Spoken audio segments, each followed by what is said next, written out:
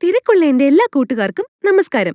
ഇന്ന് നമുക്ക് ഡ്രൈ ഫ്രൂട്ട്സിലെ പിസ്തയെക്കുറിച്ച് പഠിക്കാം. ഡ്രൈ ഫ്രൂട്ട്സുകളിൽ ഒന്നായ പിസ്ത പോഷകങ്ങൾ നിറഞ്ഞതാണ്. പിസ്ത പ്രോട്ടീനുകൾ, വിറ്റാമിനുകൾ, ധാതുക്കൾ എന്നിവയാൽ സമ്പന്നമാണിത്. പ്രത്യേകിച്ച് വിറ്റമിൻ B6 കൊണ്ട് സമ്പുഷ്ടമാണ് പിസ്ത. കൂടാതെ ഈ പിസ്ത nut antioxidant, antimicrobial, antiviral, anti inflammatory, antidiabetic ഗുണങ്ങളുമുണ്ട്.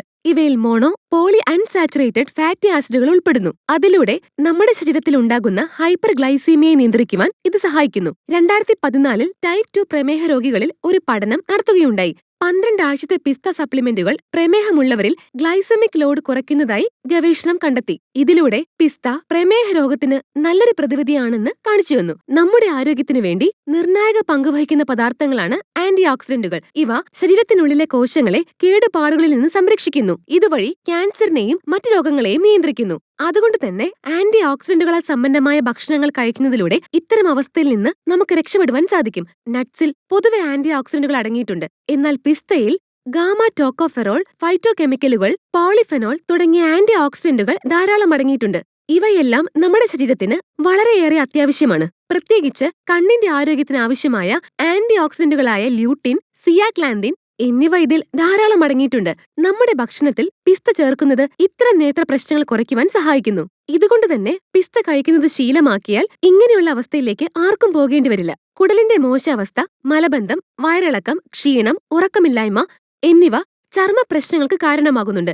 ഇത്തരം പ്രശ്നങ്ങൾ പരിഹരിക്കുവാൻ നമ്മുടെ കുടലിന്റെ ആരോഗ്യം ആദ്യം സംരക്ഷിക്കുവാൻ നമുക്ക് സാധിക്കണം.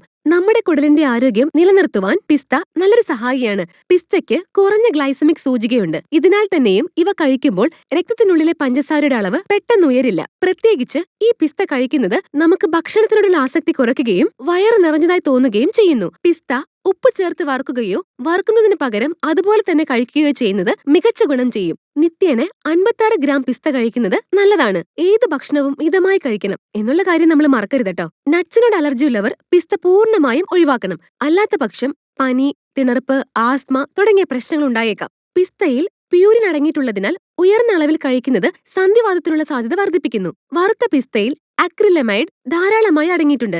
ഇത് നാഡീവ്യവസ്ഥയെ ദോഷകരമായി ബാധിക്കുന്നു. മാത്രമല്ല പൊട്ടാസ്യം, മഗ്നീഷ്യം, ഫോസ്ഫറസ് എന്നിവയാൽ സമ്പുഷ്ടമായതിനാൽ തന്നെ ഇവ വൃക്കകളുടെ പ്രവർത്തനങ്ങളും തകരാറിലാക്കിയേക്കും. അതുകൊണ്ട് തന്നെ ഇത് മിതമായ അളവിൽ കഴിച്ച് നമുക്ക് നമ്മുടെ ആരോഗ്യം നിലനിർത്താം.